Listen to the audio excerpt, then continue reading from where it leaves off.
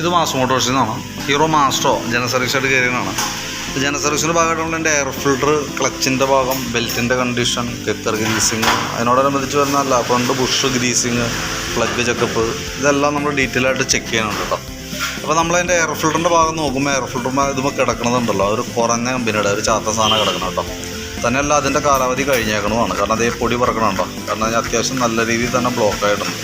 ഇത് മാറ്റി കളഞ്ഞില്ലെങ്കിൽ എന്ത് പറ്റുമെന്ന് വെച്ചാൽ പ്ലഗ് നിൽക്കില്ല, പ്ലഗ് ഇടയ്ക്കിടയ്ക്ക് അടിച്ച് പോയിക്കൊണ്ടിരിക്കും. കാരണം എന്ന് വെച്ചാൽ ഹെഡിനകത്തേക്ക് കരിയുടെ അളവ് കൂടും. ആ പെട്രോൾ ഇത് ബ്ലോക്ക് വരുമ്പോൾ കാർബറേറ്ററിൽ നിന്ന് കൂടുതൽ പെട്രോൾ എഞ്ചിൻ ഹെഡിലേക്ക് വലിച്ചിറക്കും. അത് ഫുള്ളായിട്ട് കത്തിക്കാനുള്ള ഇഗ്നിഷൻ പവർ കപ്പാസിറ്റി വണ്ടിക്കില്ല. അപ്പോൾ അത് പൊല്യൂഷനായിട്ട് വരും, പ്ലഗിലടിഞ്ഞ് കൂടും, പ്ലഗ് അടിച്ച് പോകും. ഇതുമേ ഒരു പ്രാവശ്യം പ്ലഗ് മാറ്റിയിട്ടാണ്. പക്ഷേ ഇതിൻ്റെ പ്ലഗ് നല്ലത്. ഇത് ബൈക്ക് മോഡലിൻ്റെ ചെറിയ പ്ലഗാണ്. നമുക്ക് ആക്റ്റീവയ്ക്ക് വരുമ്പോൾ ഏകദേശം ഇത് ഇത്ര നീട്ടം വരും, ഇത്ര നീട്ടമുള്ള പ്ലഗാണ് വരാം. ഇപ്പോൾ ഈ ബാലൻസ് ഇത് ചെറിയ പ്ലഗാണല്ലോ, ഇതിൻ്റെ നീട്ടം കൂടിയ പ്ലഗാണ് കിടന്നിരുന്നത്. അപ്പോൾ ബാലൻസ് ത്രെഡിലടക്കം ഇപ്പോൾ കരിയടക്കം കയറിയിട്ടുണ്ടാവും. എന്തായാലും നമുക്ക് ഈ എയർ ഫിൽറ്ററും പ്ലഗും മാറ്റിയിടാം. അതൊരു സേഫ്റ്റിയുടെ ഭാഗമാണ്. കാരണം ഞാൻ അതല്ലാന്നുണ്ടെങ്കിൽ നമുക്ക് എഞ്ചിൻ ഹെഡിനകത്തേക്ക് കരിയുടെ അളവ് കൂടുതൽ വരും. എന്തായാലും നമുക്ക് പൈസ ചിലവുണ്ടാകും. അപ്പോൾ തൽക്കാലം ഇപ്പോൾ അത് ചെയ്യുകയാണെങ്കിൽ ഒരു പരിധി വരെ കയറിയേക്കണതൊക്കെ ഒന്നും ചെയ്യാൻ പറ്റില്ല. ഇനി കയറാത്ത രീതിയിലേക്ക് അത് റെഡി ആയിക്കോളും. പിന്നെ നമുക്ക് അതിൻ്റെ ക്ലച്ചിൻ്റെ ഭാഗം നമ്മൾ അഴിച്ചു നോക്കണുണ്ട്. ക്ലച്ചിൻ്റെ ഭാഗം അഴിച്ച് ചെക്ക് ചെയ്യുന്ന സമയത്ത് അതിൻ്റെ വേരിയേറ്റർ ബോഡി, ബോസ് ഡ്രൈവൊക്കെ നോർമൽ സാധാരണ തേയ്മാനങ്ങളുള്ളൂ. അതാണ് വേരിയേറ്റർ ബോഡി, അതിൻ്റെ 4 റോളറും ബോസ് ഡ്രൈവും കാര്യങ്ങളും ഇപ്പോൾ സാധാരണ തേയ്മാനമുള്ളൂ. ഇതെൻ്റെ ബെൻഡെക്സ് യൂണിറ്റാണ്. വർക്കിങ്ങൊക്കെ ഓക്കെയാണ്, വേറെ പ്രശ്നങ്ങളൊന്നുമില്ല. പിന്നെ അതേപോലെ തന്നെ ക്ലച്ച് സെറ്റാണത് ബാക്കിലത്തെ. അത് നമുക്ക് നോക്കുമ്പോൾ വലിയ പഴക്കമൊന്നുമില്ല. അത്യാവശ്യം നമുക്കൊന്ന് ക്ലീൻ ചെയ്ത് റീസെറ്റ് ചെയ്താൽ മതി. നിലവിൽ വർക്കിംഗ് ഒക്കെ ഓക്കെയാണ്, വേറെ പ്രശ്നങ്ങളൊന്നുമില്ല. പിന്നെ ക്ലച്ച് ഔട്ടർ യൂണിറ്റ് ആയാലും നമുക്ക് ശരിക്കും പേപ്പറിട്ടൊന്ന് പിടിച്ച് ക്ലീനാക്കി റീസെറ്റ് ചെയ്യാം.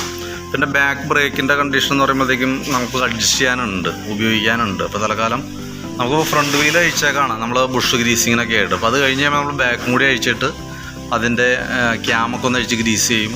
ബ്രേക്ക് ലൈനറൊക്കെ ക്ലിയർ ചെയ്തിട്ട് നമ്മൾ റീസെറ്റ് ചെയ്യും കേട്ടോ. പിന്നെ ബാക്ക് ടയറിൻ്റെ കണ്ടീഷനൊക്കെ ഉണ്ട്, അത്യാവശ്യം നല്ല ടയറാണ് കിടക്കണേ. പിന്നെ നമുക്ക് അതിൻ്റെ എൻജിൻ ഹെഡിൻ്റെ ഭാഗത്തേക്ക് വരുമ്പോഴുണ്ടോ, ഈ കവറിങ്ങിൻ്റെ ഉള്ളിൽ വരുന്ന ഭാഗമാണ്. അപ്പോൾ അവിടുത്തെ ഓയിൽ സീലൊക്കെ ലീക്കായിട്ട് ഇവിടെ ഹെഡിൻ്റെ ഇവിടെ ഓയിൽ ലീക്ക് കാണുന്നുണ്ട്. താഴേക്ക് ഓയിൽ ചാടിയിട്ടുണ്ട്. അപ്പോൾ നമുക്കത് അത്യാവശ്യമായിട്ടൊക്കെ അത് മാറ്റിക്കളയേണ്ട റേറ്റാണത്. കാരണം എന്ന് വെച്ചാൽ ഈ 2 ബോൾട്ടിൻ്റെ മൗണ്ട് റബ്ബറും അതിൻ്റെ ഉള്ളിലുള്ള ഈ റബ്ബറിൻ്റെ ബീഡിങ് ഗ്യാസ്കറ്റും ഇത് മാറ്റിയിട്ടില്ലാന്നുണ്ടെങ്കിൽ നമ്മൾ ഈ ഇതിൻ്റെ ഉള്ളിലായതുകൊണ്ട് തന്നെ ഓയിൽ ലീക്കേജ് കൂടുതൽ വന്നു കഴിഞ്ഞാൽ നമുക്കറിയാൻ പറ്റില്ല. ഇപ്പോൾ തന്നെ നല്ല രീതിയിലുണ്ട്. നമുക്ക് ആകെ കൂടി വണ്ടിയിൽ വന്നത് 750-800 മില്ലിയാണ് പരമാവധി എഞ്ചിൻ ഓയിൽ നമുക്ക് ഫില്ല് ചെയ്യാൻ പറ്റുക. അതാണ് അതിൻ്റെ കപ്പാസിറ്റി. അപ്പോൾ അത് അതിനകത്തുനിന്ന് ഓരോ ഡ്രോപ്പ് പോയാൽ പോലും നമുക്കത് ഡയറക്റ്റൊക്കെ എഞ്ചിനെ ബാധിക്കുന്ന വരാം. ഓയിലില്ലാതെ വണ്ടി ഓടാൻ പാടില്ല. അപ്പോൾ അതൊന്ന് ചെയ്യേണ്ട അത്യാവശ്യമാണ്. പിന്നെയെന്ന് പറഞ്ഞാൽ നമുക്ക് അതിൻ്റെ ചോക്കിൻ്റെ കേബിളൊക്കെ നമ്മൾ ചെക്ക് ചെയ്യുന്നുണ്ട്. ചോക്ക് കേബിളൊക്കെ വർക്കിംഗ് ഓക്കെയാണ്. ഈ ആക്സിലേറ്ററിൻ്റെ കേബിൾ നമ്മൾ ചെക്ക് ചെയ്യുമ്പോഴല്ലോ, ആക്സിലേറ്റർ കേബിൾ നല്ല ബലമാണ്, നല്ല ടൈറ്റാണത്. കാരണം അത് കേബിളിൻ്റെ ഔട്ടർ വലിഞ്ഞേക്കണാണ്. അപ്പോൾ ആക്സിലേറ്റർ കേബിൾ മാറ്റിയിടാണെന്നുണ്ടെങ്കിൽ ആക്സിലേറ്റർ സ്മൂത്തായിട്ട് നമുക്ക് യൂസ് ചെയ്യാം. അത് ശരിക്കും അത്രയും ടൈറ്റൊന്നും പിടിച്ച് ഇരുന്ന് ഓടിക്കേണ്ട ആവശ്യമില്ല. കാരണം ഞാൻ വളരെ സ്മൂത്തായിട്ട് വർക്ക് ചെയ്യേണ്ടതാണ് ആക്സിലേറ്റർ. ഏറ്റവും കൂടുതൽ സമയം നമ്മൾ യൂസ് ചെയ്യണമല്ലോ. അപ്പോൾ അത് ചെയ്യുന്നത് നല്ലതാണ്. ഓൾറെഡി അത് നല്ല ടൈറ്റ് ആയിട്ടുണ്ട്. പിന്നെ നമുക്ക് ഈ ഭാഗത്തേക്ക് എൻജിൻ ഫ്രണ്ടിൻ്റെ ഭാഗത്തേക്ക് വരുമ്പോഴത്തേക്കും ഫ്രണ്ട് സസ്പെൻഷൻ്റെ ഭാഗം നമുക്ക് ഇതിന് വന്നത് ലിങ്ക് ടൈപ്പ് സസ്പെൻഷനാണ് ഫ്രണ്ടിൽ വരാം. അപ്പോൾ അതിൻ്റെ ബുഷൊക്കെ ഒന്ന് കൂട്ടത്തിക്കടെ നമ്മളൊന്ന് അഴിച്ച് ഗ്രീസ് ചെയ്യും. ജനറൽ സർവീസാണ് പറഞ്ഞേക്കണത്. കൂട്ടത്തിക്കടെ നമ്മളതൊക്കെ ഒന്ന് ഗ്രീസ് ചെയ്ത് പോകും. ഈ ബുഷും കാര്യങ്ങളൊക്കെ ഒന്ന് ഗ്രീസ് ചെയ്ത് പോകും കേട്ടോ. പിന്നെ ബാറ്ററിയുടെ കണ്ടീഷൻ കൂടി നമ്മൾ ചെക്ക് ചെയ്ത് നോക്കുന്നുണ്ട്. ബാറ്ററി നമുക്ക് ഇതും ഇരിക്കുന്ന ബാറ്ററി വലിയ പഴക്കമില്ല, പുതിയ ബാറ്ററിയാണ്. ആംറോണിൻ്റെ ബാറ്ററിയാണ്. 12 വോൾട്ട് തന്നെ 4 ആമ്പിയർ ബാറ്ററിയാണ്. അപ്പോൾ നമ്മളതിൻ്റെ ബാറ്ററി വോൾട്ട് ടെസ്റ്റ് കാര്യം കൂടി നടത്തുന്നുണ്ട്. വോൾട്ട് ചെക്ക് ചെയ്യുമ്പോൾ 12.92 നമുക്ക് കിട്ടുന്നുണ്ട്. നല്ല വോൾട്ടാണ്. നമ്മൾ ചെക്ക് ചെയ്യുന്ന സമയത്ത് ബാറ്ററി ഓക്കെയാണ്, വേറെ പ്രോബ്ലംസ് ഒന്നും നിലവിൽ ഇപ്പോൾ കാണിക്കുന്നില്ല കേട്ടോ. പിന്നെ ഇവിടെ മിറർ ലൂസിൻ്റെ ദിവസമൊക്കെ പറഞ്ഞിട്ടുണ്ട്. പിന്നെ ബോഡി വൈബ്രേഷൻ പറഞ്ഞാൽ നമുക്ക് ഫ്രണ്ട് ഈ കവറിൻ്റെ ഇവിടെ നിന്നാണ് പ്രശ്നം കാണിക്കുന്നത്. നമ്മളിപ്പോൾ അത് നോക്കുമ്പോൾ അത് ഇവിടുത്തെ ഈ ഫ്രണ്ട് കവറൊക്കെ പൊട്ടിപ്പൊട്ടൊരു ക്ലാമ്പൊക്കെ ഇട്ട് നമ്മൾ പിടിപ്പിച്ചാണ്. പിന്നെ അവിടുത്തെ സ്ക്രൂവൊക്കെ ചാടി പോയിട്ടുണ്ട്. അപ്പോൾ അതുമായി ബന്ധപ്പെട്ട ഒരു വൈബ്രേഷനാണ് ഫീൽ ചെയ്യുന്നുള്ളൂ. വേറെ അങ്ങനെ പറയത്തൊക്കെ വേറെ കംപ്ലൈൻറ്റൊന്നും തോന്നണമെന്നില്ല. പിന്നെ ഫൈബർ ബോഡിയാണ്. നമ്മൾ എങ്ങനെയൊക്കെ ചെയ്താലും ചെറിയൊരു വൈബ്രേഷൻ എന്തായാലും കാണിക്കും. കൂടുതലായിട്ട് എന്തെങ്കിലും ഉണ്ടെങ്കിൽ നമുക്ക് നോക്കിയിട്ട് അത് ക്ലിയർ ചെയ്യാം. പിന്നെ ഈ ഭാഗത്തേക്ക് നമ്മൾ പ്ലഗിൻ്റെ കേസ് പറഞ്ഞായിരുന്നു. പ്ലഗ് ഈ സൈഡിൽ നമുക്ക് ചെറിയ പ്ലഗാണ്, പഴയ മുകളിൽ ബൈക്കുകൾക്ക് ഉപയോഗിക്കുന്ന പ്ലഗാണ് അതൊന്ന് കിടക്കുന്നത്. നമുക്ക് വേണ്ടത് ലോങ് സൈസ് പ്ലഗാണ്, ലോങ് ത്രെഡാണ്. പിന്നെയെന്ന് പറഞ്ഞാൽ നമുക്ക് എഞ്ചിൻ ഓയിലിൻ്റെ കേസ് നോക്കുമ്പോൾ ഓയിൽ ലെവൽ ഇച്ചിരി കുറവ് കാണുന്നുണ്ട്. ഒന്ന് നമുക്ക് അതിൻ്റെ അവിടെ ഓയിൽ ലീക്ക് ഉണ്ട്. അതേപോലെ തന്നെ ഓയിൽ ശരിക്കും 3000 കിലോമീറ്റർ ബേസ് ചെയ്തിട്ടാണ് ഓയിൽ ചേഞ്ച് ചെയ്യേണ്ടത്. അപ്പോൾ നിലവിലിപ്പോൾ ഓയിൽ ലീക്ക് ഉണ്ട്, ലെവലും കുറവ് കാണിക്കുന്നുണ്ട്. അപ്പോൾ നമ്മൾ എന്താ ചെയ്യേണ്ടതെന്ന് വെച്ചാൽ ഇപ്പോൾ നമ്മൾ സർവീസും ഓയിൽ ചേഞ്ചും കാര്യങ്ങളൊക്കെ നമ്മൾ ചെയ്ത് വിടുന്നുണ്ട്.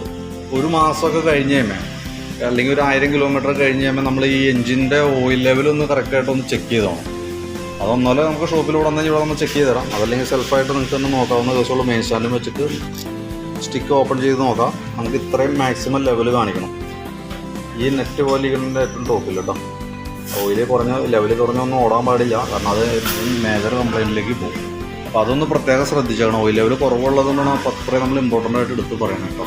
അപ്പോൾ ഞാൻ ഈ ജനറൽ സർവീസ് സംബന്ധമായിട്ടുള്ള വർക്കുകൾ ചെയ്യുമ്പോൾ നമുക്ക് ഏകദേശം എത്ര കോസ്റ്റ് വന്നിട്ടുണ്ടെന്ന് ഒരു എസ്റ്റിമേറ്റ് ആക്കിയിട്ട് അതിൻ്റെ ഒരു ഡീറ്റെയിൽസ് വാട്സാപ്പിലേക്ക് ഒന്ന് സെൻഡ് ചെയ്തിട്ടേക്കാം കേട്ടോ. പിന്നെ ഇതിനകത്ത് നമുക്ക് ഇതിൻ്റെ ബെൽറ്റിൻ്റെ കണ്ടീഷനൊക്കെ ഇത് നമുക്ക് കിടക്കുന്ന ബെൽറ്റൊക്കെ ഉണ്ടല്ലോ, കമ്പനി ബെൽറ്റ് ഒന്നും അല്ല കേട്ടോ. ഒരു കുറഞ്ഞ സാധനമാണ് നമുക്ക് കിടക്കുന്നത്. കുറഞ്ഞ ബ്രാൻഡ് ലോക്കൽ ബ്രാൻഡാണ് കേട്ടോ കിടക്കണേ.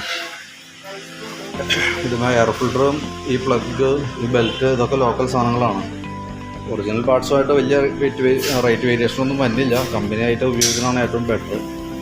ഓക്കെ, അപ്പോൾ ഞാൻ എൻ്റെ ഒരു എസ്റ്റിമേറ്റ് ഇട്ടേക്കാം. നോക്കിയിട്ട് ഒന്ന് റിപ്ലൈ ചെയ്താൽ